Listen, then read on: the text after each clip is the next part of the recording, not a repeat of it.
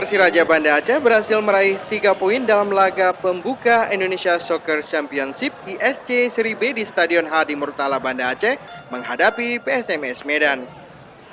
Gol cepat tuan rumah tercipta pada awal laga melalui kaki pemain depan Persiraja Fahri Zaldilah pada menit pertama.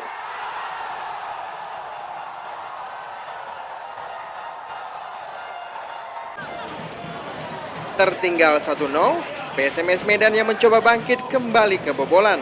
Kali ini pemain tengah Faumil Sahreza berhasil menambah koleksi gol bagi tuan rumah pada menit ke-26. Tim asuhan pelatih Akhyar Ilyas kembali bersolak pada menit ke-39.